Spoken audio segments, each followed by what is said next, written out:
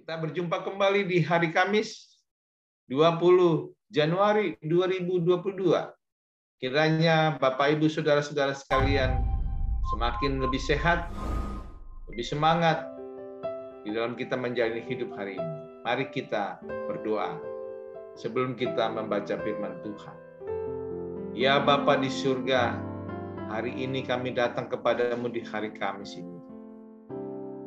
Terima kasih untuk udara, napas yang Tuhan anugerahkan buat kami. Dan terlebih lagi hidup baru yang Tuhan sediakan buat kami jalani. Bimbing kami ya Tuhan, ketika kami menelaah firman-Mu, membaca firman-Mu, dan bisa menjadi rujukan dalam filosofi kehidupan kami. Dalam nama Yesus kami naikkan. Amin. Saudara-saudaraku, renungan pagi kita di hari Kamis 20 Januari 2022 bertajuk Penderitaan yang pahit menjadi keselamatan. Teks bacaan kita diambil dari kitab Nabi Yesaya 38 ayat 17. Terjemahan baru Lembaga Alkitab Indonesia demikian menuliskan. Sesungguhnya penderitaan yang pahit menjadi keselamatan bagiku. Engkaulah yang mencegah jiwaku dari lubang kebinasaan, sebab engkau telah melemparkan segala dosa jauh dari hadapan. Saudara-saudaraku, selama kita masih berada di dunia yang panah ini, kita mengalami penderitaan dan kesusahan. Berbagai macam perasaan dan respon manusia pada saat mengalami penderitaan dan juga kesusahan. Di antaranya ada yang menuduh Tuhan Allah tidak adil karena merasa Dia sudah melakukan yang baik dan benar serta rajin beribadah. Tetapi mengapa masih mengalami penderitaan dan kesusahan seperti yang dialaminya? Hal inilah yang dialami oleh Nabi Hizkia, Raja Israel. Hizkia adalah raja yang melakukan apa yang benar di mata Tuhan, seperti juga yang dilakukan pendahulu-pendahulunya seperti Daud, bapak leluhur. Kalau kita membaca kitab 2 Raja-Raja, khususnya pasal 18, menjelaskan bahwa Hizkia adalah raja yang taat kepada Tuhan dan melakukan reformasi peribadatan bagi bangsa Israel dan menjauhkan bukit pengorbanan. Saya ulangi, Hizkia adalah raja yang taat kepada Tuhan dan melakukan reformasi peribadatan bagi bangsa Israel dengan menjauhkan bukit-bukit pengorbanan, meremukkan tugu-tugu berhala, menebang tiang-tiang berhala dan menghancurkan ular tembaga yang dibuat Musa. Karena ketaatan Raja Hizkia, maka Hizkia senantiasa disertai Tuhan kemanapun ia pergi. Meskipun demikian, meski Hizkia orang yang taat kepada Tuhan, bukan berarti perjalanan hidupnya bebas dari masalah. Dalam masa pemerintahan Hizkia ada banyak ujian yang dilalui. Hizkia jatuh sakit dan hampir mati. Ini tertera dalam 2 Raja-Raja 20 ayat 1-7. Disebutkan Hizkia jatuh sakit dan Tuhan Allah mengutus Yesaya untuk memberitahukan kepada Hizkia agar dia menyampaikan pesan-pesan terakhirnya kepada keluarganya, sebab ia akan mati dan tidak akan sembuh lagi. Lalu Hizkia memalingkan mukanya ke arah dinding dan dia berdoa kepada Tuhan. Tuhan, ingatlah kiranya bahwa aku telah hidup di hadapan-Mu dengan setia dan dengan tulus hati, dan bahwa aku telah melakukan apa yang baik di mata-Mu. Kemudian menangislah Hizkia dengan keras. 2 Raja-Raja 20 ayat 2-3.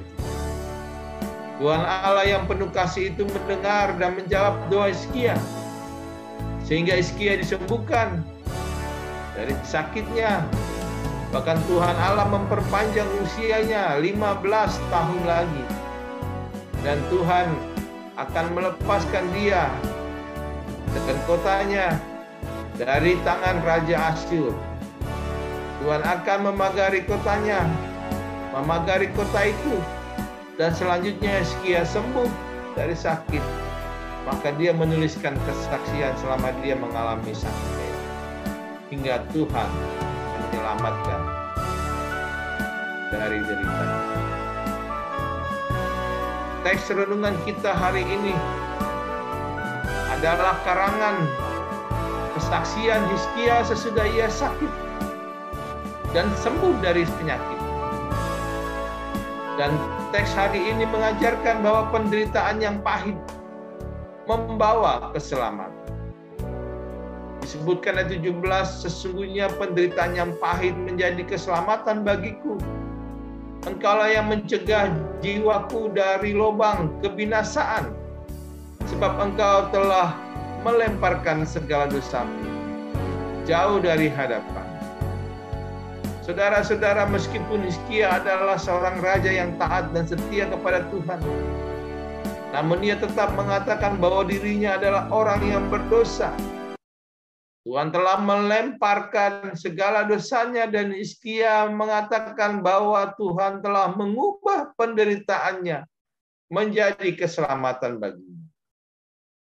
Hal inilah yang menguatkan dan meneguhkan iman kita kepada Tuhan, bahwa Tuhan telah melemparkan segala dosa kita dan memberikan keselamatan kepada kita dengan mengubah penderitaan, baik karena sakit maupun pergumulan.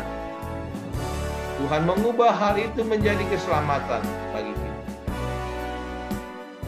Saudara-saudara sekalian, selama kita berada di dunia ini, kita mengalami kesusahan, banyak pergumulan, sakit, penyakit.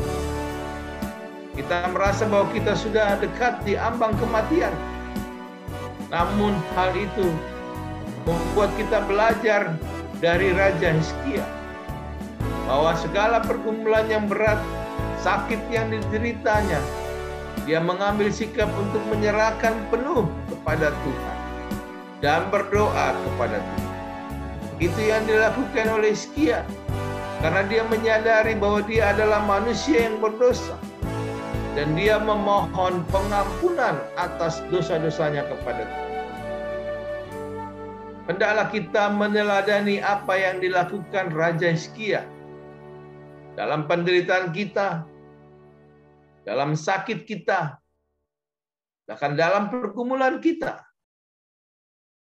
Marilah kita menyerahkan hidup kita kepada Tuhan, berdoa kepadanya, yakinkan hati pikiran iman kita bahwa Tuhan dapat mengubah penderitaan menjadi keselamatan bagi kita. Doa dan keyakinan Hizkia kepada Tuhan telah menyembuhkan selama kita mau bertobat dan memohon pengampunan atas dosa-dosa kita. Yakinlah, Tuhan pasti melemparkan segala dosa kita. Penderitaan yang pahit yang kita alami telah mengajarkan kepada kita bahwa kita adalah manusia yang lemah, dan Tuhanlah yang berkuasa atas hidup kita maupun mati kita. Dengan penderitaan itu menumbuhkan iman kita kepada Tuhan, sehingga kita semakin dekat dan dekatlah terus kepada Tuhan. Dan hal inilah yang membawa kesembuhan dan keselamatan bagi kita. Maka melalui firman ini, kita diajak untuk memiliki iman yang teguh, yang setia, dan taat kepada Tuhan.